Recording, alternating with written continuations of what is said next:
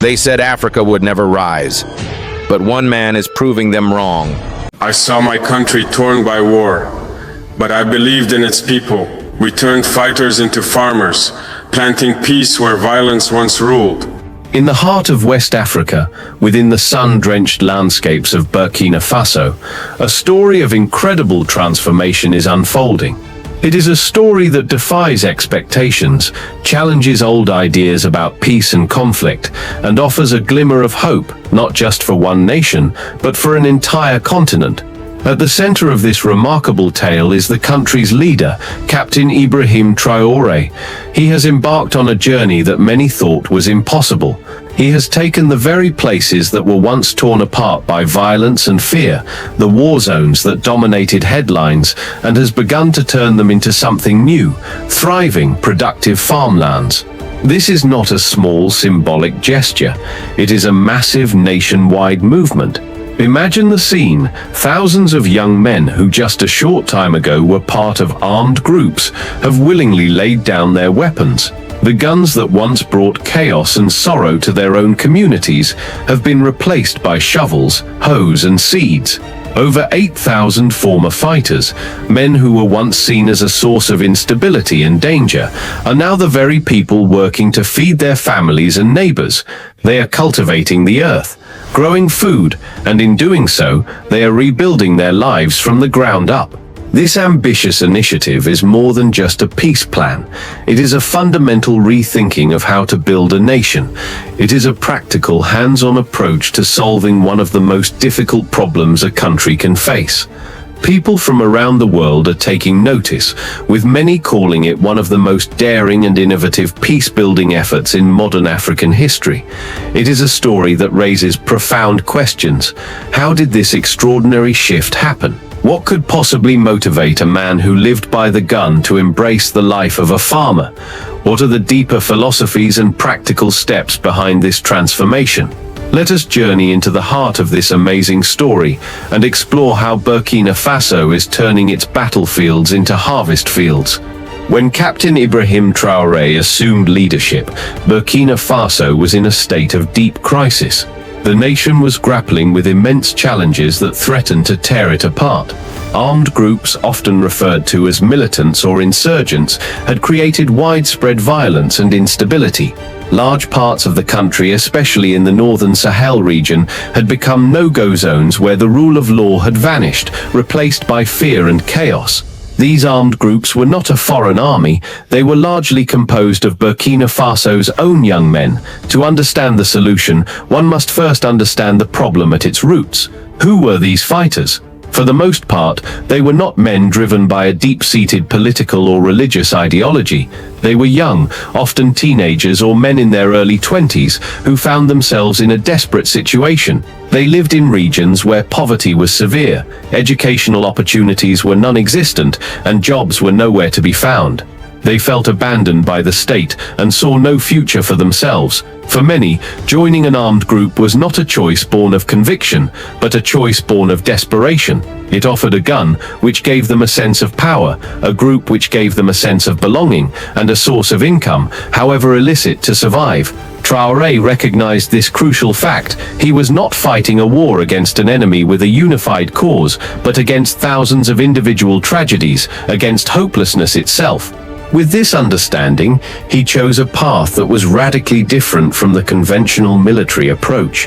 Instead of a strategy focused solely on fighting these men and defeating them on the battlefield, he decided to offer them an alternative. He chose to fight the root cause of the problem, the lack of opportunity and purpose. He created a program that would give these young men a genuine, viable, and dignified way out of the cycle of violence. This program was named the Green Reintegration Initiative. The name itself is powerful. Green for the promise of agriculture and new life, and reintegration for the goal of bringing these lost sons back into the fold of their communities. The initiative is a comprehensive program designed to transform a fighter into a farmer. It provides systematic training in modern agricultural techniques. Former fighters are taught about soil health, crop rotation, irrigation methods, and how to manage a small agricultural business. They learn not just to grow food for themselves, but to produce a surplus that can be sold. They learn skills that are practical and immediately useful. The transformation is striking. Imagine a young man who once knew only how to assemble, clean, and fire a rifle. Today, that same young man wakes up with the sun, not to the sound of an alarm for a patrol, but to the gentle crowing of a rooster. He walks to a field, not to lay an ambush, but to check the irrigation channels he helped dig. Under the hot West African sun, he tends to crops like cassava, a root vegetable that is a staple food, rice, which fills the bowls of millions, and millet, a hardy grain that can thrive in the challenging climate. The physical act of this change is profound. The hands that once gripped a cold, hard weapon now feel the warmth of the soil. The eyes that once scanned the horizon for threats now look for signs of new growth on a plant. This is not just a job, it is a form of healing. These men are not just growing food, they are rebuilding their identities. They are no longer outcasts or threats to be feared. They are becoming providers, builders, and integral members of their villages. They are contributing to the very communities they once terrorized, and through this positive action, they are earning back the trust and respect of their people. It is a monumental shift from a life of destruction to a life of creation. Captain Traoré's strategy is built on a simple yet profound belief. The most powerful weapon against conflict is not a bullet, but a purpose. He understood that true lasting peace cannot be imposed through military force alone. Winning battles may silence the guns for a while, but it does not heal the wounds of a society or solve the underlying problems that led to the conflict in the first place. Traoré believed that to build real peace, you must give people a reason to choose it every single day. You have to give them a stake in the future of their own community and country. The young men who had joined armed groups were, in many ways, defined by what they lacked. They lacked jobs that would give them a steady income and a sense of self-worth. They lacked land, which in a largely agrarian society like Burkina Faso represents stability, security, and a connection to one's ancestors. Most importantly, they lacked hope. They saw a future that was empty, a path that led nowhere. This vacuum of hope is a dangerous thing. It is easily filled by extremist ideologies, criminal enterprises, and the false promise of power that comes with a gun. Traoré's plan was designed to fill that vacuum with something positive and tangible. The Green Reintegration Initiative is the practical application of this philosophy. It is not a handout, it is a hand up. The program offers a clear deal to former fighters. In exchange for laying down your arms and committing to peace, you will be given the tools to build a new life. This includes intensive training, which we have discussed, but it goes further. Each participant is granted a small plot of land they can call their own. This is a life-changing provision. To own land is to have roots. It is a place to build a home, raise a family, and plan for the future. It gives them a physical piece of the nation to care for and cultivate. Alongside land and training, the program provides microloans, which are small amounts of money to help them get started. This initial capital is crucial. It allows them to buy high-quality seeds, essential farming tools, and perhaps a chicken or a goat to supplement their income. It empowers them to become entrepreneurs, not just laborers. In return for this support, the men are expected to become productive members of society. They are expected to work hard, contribute to the local food supply, and participate in community life. And the plan is working in ways that can be seen and felt. The food these new farmers grow is sold in local markets. This has a powerful effect. A woman who once feared the sight of these men now approaches their market stall to buy onions and tomatoes for her family's dinner. A transaction that is simple in any other part of the world becomes a profound act of reconciliation and trust building in these communities. The fear is slowly being replaced by normal, everyday interactions. The success is so visible that it can even be seen from space. Satellite imagery of regions that were once conflict hotspots like the Boucle du Mouhoun, Nord and Sahel regions shows a clear and remarkable trend. Patches of land that were barren and unused, often because of the danger of farming there, are now turning green. The geometric patterns of cultivated fields are expanding, pushing back the empty spaces. Where there was once only the dust kicked up by military vehicles and fleeing civilians, there are now fields of green crops swaying in the breeze. This is the visual proof that the plan is not just a feel-good idea. It is a concrete strategy that is fundamentally altering the landscape of the nation. It is reducing violence, not by eliminating the fighters, but by transforming them into builders and giving them a compelling reason to protect the peace. Communities are becoming safer, trust is being slowly rebuilt, and people are starting to believe in the possibility of a stable future. This is what real sustainable change looks like. To ensure that this ambitious agricultural revolution would be effective and efficient, Captain Traoré introduced another innovative concept, the creation of agro-battalions. The name itself combines the language of the military with the purpose of farming, and this fusion is at the heart of the idea. These are not just scattered groups of individual farmers. They are organized, disciplined units of former fighters who are trained to approach agriculture with the same level of structure and coordination that a soldier is trained to approach a mission. Think of how a military battalion operates. It has a clear command structure, specialized roles, and a focus on achieving a specific objective. The agro-battalions are modeled on this principle.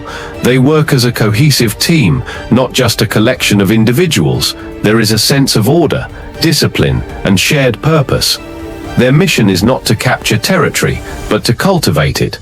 Their objective is not to win a battle, but to produce a successful harvest of rice, millet, onions, tomatoes, and other essential crops. This structured approach helps instill a sense of routine and responsibility in men who may have lived chaotic lives for years. They are not hobby farmers, they are professional agricultural producers working on a massive scale, cultivating thousands of hectares of land that was previously unproductive. To make these battalions successful, they are provided with comprehensive support. This is not a case of giving men tools and land and simply hoping for the best. Each battalion is supported by a team of civilian experts, agronomists, who are like crop doctors, visit the farms to provide advice on which crops to plant, how to deal with pests, and how to improve soil fertility. Engineers are brought in to design and help build vital infrastructure, particularly irrigation systems that can bring water to dry land. Soil experts analyze the quality of the earth and recommend treatments to make it more productive. This fusion of military-style discipline with scientific expertise is what makes the agro-battalions so effective. The government has also invested heavily in supporting infrastructure.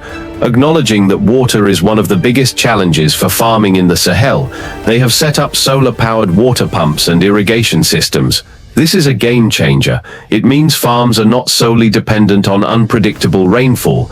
Military logistics, which were once used to transport troops and ammunition, are now being used to deliver seeds, fertilizers, and equipment to these remote farming outposts. The results of this highly organized approach are remarkable. Some reports indicate that the agro-battalions are achieving yields that are up to 30% higher than conventional farms in the same areas. They are producing a significant surplus of food. This food doesn't just go to the open market. It is strategically used to strengthen the nation. It is supplied to schools, ensuring that children get nutritious meals. It is sent to orphanages to care for the most vulnerable. It is even used to feed the national army, creating a self-sustaining system. The soldiers who protect the country are now being fed by the very men they once fought against. This creates a powerful, closed-loop system where everyone benefits. The former fighters have a dignified job and income, the community has access to more food, and the country as a whole becomes more food secure and self-reliant. For the men in these battalions, the change in their daily lives and mindset is profound. They have traded a life of chaos for one of structure. Their daily planning has shifted dramatically. They used to think about patrol routes, potential ambush sites, and enemy targets. Now their discussions are about planting schedules, irrigation rotas, and harvest times. This change has given them a new and deeply constructive sense of purpose. They are not just working for a paycheck, they see themselves as patriots who are contributing to the strength and sovereignty of their nation. This sense of pride is a powerful antidote to the despair that led them to violence. It is this successful model that is now capturing the attention of other nations in West Africa, such as Mali and Niger, who are looking to learn from how Burkina Faso turned its most pressing security problem into a powerful engine for development. The most compelling evidence of the success of Captain Traoré's fighter-to-farmer program can be found not just in inspiring stories, but in cold, hard data. When you look at the statistics, a clear picture emerges of a country that is actively healing and growing stronger. These numbers translate directly into a better, safer, and more prosperous life for ordinary citizens. One of the most critical metrics of success is the reduction in violence. In the specific regions where the Green Reintegration Initiative and the Agro Battalions are most active, official reports show that incidents of violence have dropped by a staggering 38%. This is not just a minor fluctuation, it is a significant and life-altering change. Places like Soum and Bam provinces, which were once notorious hotspots for attacks and instability, have become demonstrably safer. What does a 38% reduction in violence actually mean for a person living in a village? It means the constant fear that hangs in the air begins to dissipate. It means farmers feel safe enough to go to their fields without worrying about being attacked. It means children can play outside again. It means the simple act of traveling to a neighboring village is no longer a life-threatening risk. This newfound security has led to another positive trend, the return of displaced people. For years, the conflict had forced hundreds of thousands of people to flee their homes and villages, seeking refuge in safer towns or crowded camps. Now, with peace returning to their home regions, these families are beginning to come back. They are returning to rebuild their homes, reclaim their land, and restart their lives. This is a powerful vote of confidence in the new reality. Furthermore, local economies are reawakening. Markets that used to shut down in the early afternoon because of security fears now bustle with activity late into the evening. The sounds of commerce, bargaining, and social interaction have returned. In many of these markets, there is even music and laughter again, the sounds of a community coming back to life. The economic impact is also significant and measurable. Burkina Faso's rural economy, which is the backbone of the entire nation, is showing strong signs of growth directly linked to this agricultural push. The country's exports of key agricultural products like cashews, sesame, and yams have increased by an impressive 22% compared to the previous year. This is a huge achievement. It means the country is not only producing more food for its own people, but also has a surplus to sell to the world. This brings in valuable foreign currency, which the government can then reinvest in more development projects like building schools, clinics, and roads. This economic growth is directly linked to the concept of self-sufficiency. For too long, Burkina Faso, like many nations facing conflict, had to rely on international food aid and imports to feed its population. This reliance on others can be precarious and undermines a nation's independence. By boosting its own food production, Burkina Faso is taking control of its own destiny. This is a source of immense national pride. Perhaps one of the smartest aspects of Traoré's plan is its financial sustainability. It is not a program that is dependent on the whims of foreign aid donors or massive international loans. Instead, it cleverly uses the country's existing resources. For example, military logistics, trucks, supply chains, and planning expertise are being repurposed to support the agricultural sector. This approach ensures that the program can continue to function and grow using Burkina Faso's own means. It is a homegrown solution for a homegrown problem. This self-reliant model is what makes the plan so robust and so attractive to other nations. They see that it is possible to create lasting change without waiting for outside help. This tangible success is now attracting foreign investment, not as aid, but as a business opportunity. Investors see the potential in Burkina Faso's revitalized agricultural sector, marking a major win for a country that has fought so hard to overcome its challenges. At the core of Captain Traoré's entire national strategy is a simple, powerful, and deeply humane motto: bread before bullets. This phrase has become more than just a slogan. It is the guiding principle for his government. It represents a fundamental shift in priorities. It declares that the primary duty of the state is to ensure the well-being of its citizens, to provide them with food, work, and dignity, rather than pouring all its resources into fighting endless wars. It is a philosophy that chooses to invest in life and growth rather than in conflict and destruction. This philosophy is being put into practice through a clear redirection of national resources. Instead of allocating the majority of the budget to purchasing more advanced weaponry, tanks and ammunition, the government is making significant investments in the foundations of life. Money is being spent on building large-scale irrigation systems to make arid land fertile. Funds are being used to provide farmers with affordable, high-quality fertilizers to increase their crop yields. The government is actively establishing designated farming zones with the necessary infrastructure to support agricultural success. This is a conscious and strategic choice to arm its people with hoes instead of guns. A key component of this vision is a program aptly named Soil to Sovereignty. This initiative goes to the heart of what it means to rebuild a person's life. It ensures that every former fighter who joins the program is given more than just a temporary job. They are given a tangible stake in the nation's future. Each participant receives a small plot of land that is legally theirs. They are given a basic set of farming tools and, crucially, access to microcredit or small loans. This is fundamentally different from many other post-conflict disarmament programs around the world, which might focus primarily on psychological counseling or vocational training for jobs that may not exist. The Soil to Sovereignty program is about giving people a sense of ownership. In Burkina Faso and across much of Africa, land is not just an economic asset, it is deeply intertwined with identity, heritage, and social standing. To own land is to have a place in the world. It is a source of security for one's family. By giving these men their own piece of soil, Traoré is helping them feel like they belong to their country again. He is restoring their dignity and making them citizens in the truest sense of the word, people with a vested interest in the peace and prosperity of their nation. This is far more powerful than a bureaucratic process or a therapy session alone. It provides a direct and practical path to rebuilding a life. This entire approach is so effective because it is deeply resonant with Burkina Faso's culture.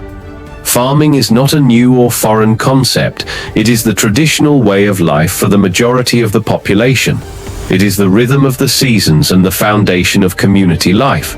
By helping former fighters return to farming, the program is not forcing them into an unfamiliar role. Instead, it is helping them reconnect with their own cultural roots and heritage. It is a path of reconciliation, not just with society, but with their own identity. The positive effects of this bread-before-bullets approach ripple out into the entire community. In areas where the program is active, there are clear social benefits. With more stability and income, families are better able to send their children to school, investing in the next generation. Local health clinics report seeing fewer patients with stress-related illnesses, a direct indicator of the reduced fear and anxiety in the community. This is not a quick fix designed to grab headlines. It is a patient, long-term solution that is planting the seeds of change deep in the soil of the nation, with the potential to transform the country for generations to come. Captain Traoré's innovative vision for national renewal does not end with former fighters. He has extended his philosophy of productive rehabilitation to another often overlooked segment of the population, the country's prisoners. He has introduced a groundbreaking program that offers inmates in the nation's jails a chance to reduce their sentences by working on state-run farms. This initiative is another example of his practical, results-oriented approach to solving complex social problems. The program works on a clear and compelling incentive structure. For every single month that a prisoner chooses to work diligently on a farm, they earn a reduction of 3 months from their total prison sentence. This is a powerful motivator. It offers prisoners a tangible reward for their hard work and good behavior. More importantly, it gives them a sense of control over their own future. Instead of passively waiting for their release date, they can actively work towards it. This process is not just about passing the time, it is about transforming that time into something productive and meaningful. The genius of this program lies in its dual benefits, which serve both the individual prisoner and the nation as a whole. For the prisoner, the benefits are life-changing. Firstly, they learn valuable practical skills in agriculture. When they are eventually released from prison, they do not re-enter society empty-handed. They possess the knowledge and experience to work in the farming sector, which is the largest employer in the country. This dramatically increases their chances of finding legitimate work and supporting themselves and their families. It directly addresses one of the biggest causes of recidivism, which is the cycle of ex-prisoners committing new crimes because they have no other way to survive. Secondly, the program is a form of active rehabilitation. The physical work, the daily routine, and the experience of nurturing crops from seed to harvest can have a profound therapeutic effect. It replaces the idleness and negative environment of a crowded prison cell with purpose and a connection to the natural world. It teaches discipline, teamwork, and responsibility. For the nation of Burkina Faso, the benefits are equally significant. The country's agricultural sector receives a major boost in its labor force. The work done by these prisoners contributes directly to increasing the national food supply. The crops they grow help to feed the population, reduce the need for food imports, and strengthen the country's food security. In essence, the program turns the prison system from a pure drain on state resources into a productive contributor to the national economy. Traoré has explained that this program is not a modern invention, but a return to traditional African values and concepts of justice. He points out that in many pre-colonial African societies, justice was not just about punishment, it was also about restitution and rehabilitation. A person who committed a wrong was often expected to work to repair the harm they had caused and to learn skills that would allow them to be a better member of the community. Traoré is reviving this philosophy. Instead of simply warehousing people in overcrowded prisons, where they can often become more hardened criminals, he is giving them a pathway to redemption. He is transforming prisons from being solely places of punishment into centers for rehabilitation and skill building, creating a more just and productive society for everyone. What is happening in Burkina Faso under the leadership of Captain Ibrahim Traoré is more than just a local success story. It is rapidly becoming a potential model, a blueprint that could be adapted and followed by other African nations facing similar challenges. The unique and effective combination of security, agriculture, and social reintegration has captured the attention of leaders and policymakers across the continent.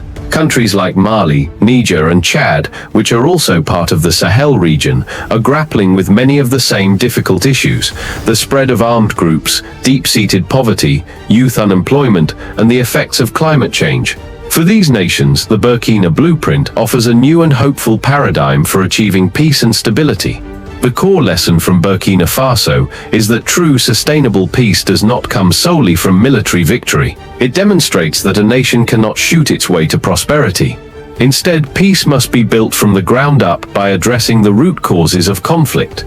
The blueprint shows that giving young, disaffected men a viable economic alternative, a job, a piece of land, a sense of purpose, is one of the most effective ways to prevent them from being recruited by extremist groups in the first place. It is a proactive strategy of prevention, not just a reactive strategy of combat. This innovative approach has earned high praise from major regional and international bodies. The African Union (AU), the continental organization that brings together African nations, has commended Traoré's program. They have highlighted it as a unique and powerful example of how to successfully merge security operations with agricultural development. They see it as an African solution for an African problem, one that is rooted in the practical realities of the continent. Similarly, the United Nations (UN) has taken a keen interest. The UN has sent delegations and experts to study the program firsthand, recognizing its potential. They have described it as one of the most promising and holistic solutions for post-conflict recovery currently being implemented in the Sahel region. The focus on self-sufficiency and the use of national resources, rather than a heavy reliance on international aid, makes the model particularly robust and replicable. Other countries are now looking to see how they can copy this model. They are realizing the profound wisdom in the bread before bullets philosophy. They see that investing in irrigation, seeds, and agricultural training can be a more effective long-term security investment than buying expensive military hardware. The Burkina Blueprint provides a practical roadmap. Identify the drivers of recruitment into armed groups, usually poverty and hopelessness, and then create large-scale, dignified employment opportunities that give young people a stake in a peaceful future.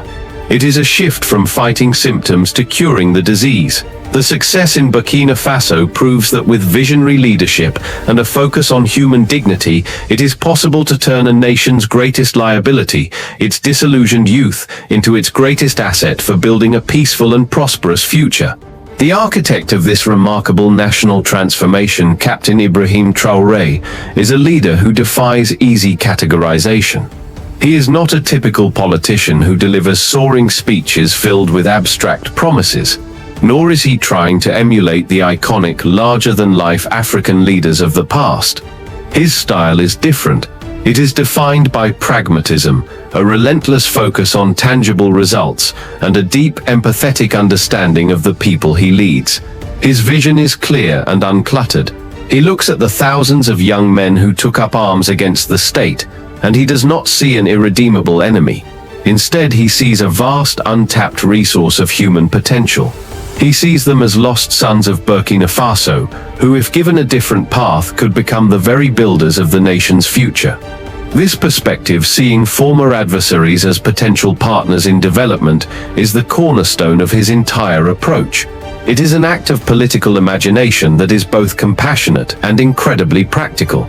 Similarly, when Traoré looks at the broken systems and immense challenges facing his country, he does not see cause for despair. He sees an opportunity to innovate and create something new and better. He sees the crisis of food insecurity as a chance to launch an agricultural revolution. He sees the problem of an overflowing prison system as an opportunity to create a productive rehabilitation program. This ability to frame problems as opportunities is a hallmark of effective leadership. Most importantly, his vision for Burkina Faso is one of true sovereignty and independence. He firmly believes that the country can and must solve its own problems using its own resources. This is a powerful departure from a post-colonial mindset that often looks outward for help.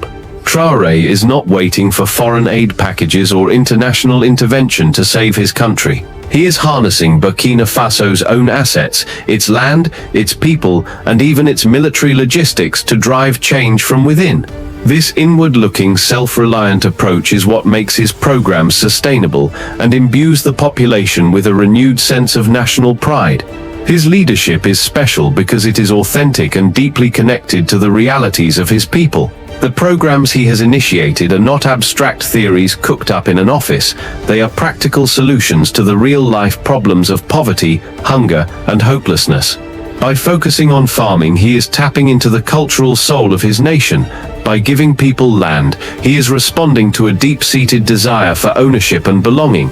His leadership is not about power for its own sake, it is about empowering his people. By turning battlefields into farmlands and fighters into farmers, he is showing the world a new and powerful model of what African leadership can look like in the 21st century, pragmatic, innovative, and profoundly dedicated to building a nation from the ground up. In a remarkably short period, Captain Ibrahim Traoré has set Burkina Faso on a new and hopeful trajectory, achieving changes that many international observers would have thought impossible just a few years ago. The tangible results speak for themselves. The tide of violence is receding, creating pockets of peace and safety where fear once reigned. Across the nation, fields that lay fallow are now green with crops, a testament to a nationwide agricultural renaissance. A sense of optimism is beginning to take root in the hearts of the people, who are starting to believe in the possibility of a stable and prosperous future. The country is steadily marching towards the goal of food sovereignty. It is producing more of its own food, which means it is less vulnerable to global price shocks and less dependent on the goodwill of other nations. It is exporting more of its agricultural products, strengthening its economy and its position on the world stage.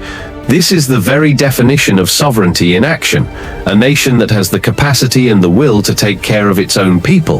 The world is watching Burkina Faso with growing admiration and interest. The lessons being learned here have the potential to resonate far beyond the country's borders. Traoré's success provides a powerful, real-world case study that could inspire new approaches to peace-building across the African continent and in other post-conflict zones around the globe. He has shown conclusively that true stability is built not on the foundations of military might, but on the pillars of human dignity, economic opportunity, and a shared sense of purpose. By giving people land to cultivate, meaningful work to do, and a reason to invest in their communities, he has shown that peace is possible, even in the most challenging of circumstances. This is not just a story about agriculture. It is a profound story about hope. It is a story about the radical transformation of individuals and of a nation. It is a story that proves that leadership with a clear vision can rewrite a country's destiny. So, where might Burkina Faso be in 10 years? If the vision and momentum initiated by Captain Traoré continue, the country could become a shining example for all of Africa. It could be a nation that not only feeds itself, but exports food to its neighbors.